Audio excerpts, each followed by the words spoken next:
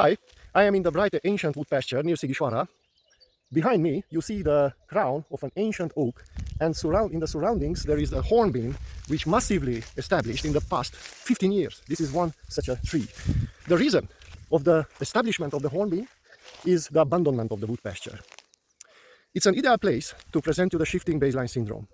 It's an area, this wood pasture is an area where I grew up basically, and it was a significant part of the formation of me as an ecologist.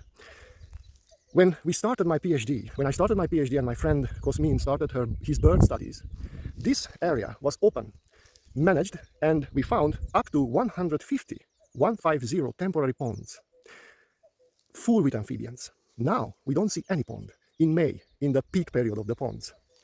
Even more, if people are coming now out to visit this wood pasture without knowing how it looked in the past, even 20 years ago, will associate this state of the system with a normal, healthy state of the system. For them, this will be the normal baseline for what nature is. I must admit that if we are fair from an ecology perspective, indeed, this is nothing wrong with this process, because this succession is somehow normal. It happened even in the past when the large herbivores were extirpated in a region, and then the trees grow up and open landscapes become closed. But when the association of normality, every generation, is made to a nature which is ecologically more and more degraded, so people tend to call normal nature, healthy nature, something which is degraded in time, then we have a problem, isn't it? Or we have a challenge. The shifting baseline syndrome concept captures this situation. It's a syndrome. There are multiple symptoms associated.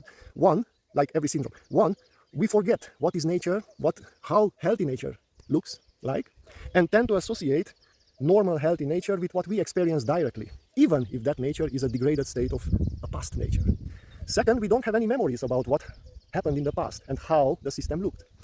In our specific case, we know because we have a lot of studies, we have a lot of pictures, but several other cases don't have such things. We know that it's somehow very normal to have bears here. They were always here. While now I'm talking to you, we found there very close fresh footprints of bears. Even maybe the bear is listening us now. It's healthy, it's normal. But what if the bears disappear and people forget about the bear, and when the bears return, the people say that is not normal? That's the shifting baseline syndrome. And finally, part of the syndrome is that our knowledge and perception about what nature is influences our openness and support for nature conservation initiatives. Because if we come here to restore the ancient wood pasture, to remove the hornbeam and give back the light and the chance for that oak to survive, there may be people who are coming to say us to not destroy nature, So what we can do against it? We have to bring people back to nature, because the extinction of genuine experience with nature is one of the key drivers of the shifting baseline syndrome. We have to save the traditional ecological knowledge from the elderly people. Nobody ever wrote that knowledge down, because many parts of that knowledge were never written down. It is transmitted through experience.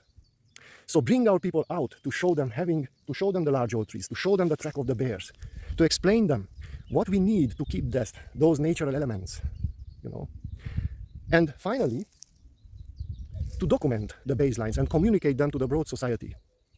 I hope that this little movie was useful for you, and I will speed it a little bit up to save your time. And if you come to Sigishwara, come and visit the bright ancient wood pasture.